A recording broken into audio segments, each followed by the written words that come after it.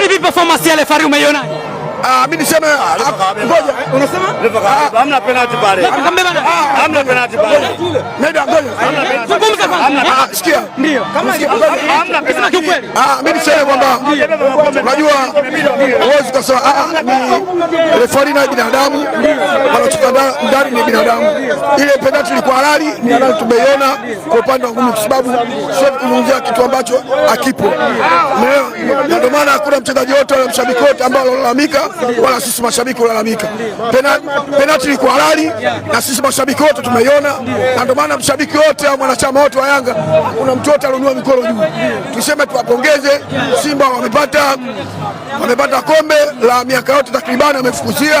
Hii ndio kombe lao ambao wataenda kuridhisha wake zao hata nyumbani kwao, wawe kwenye nafasi nzuri. Hata mkewe kesho na kesho kutwa utahitaji chochote, mkono naye ataridhika. Kwa hiyo nilisema penalty ilikuwa halali.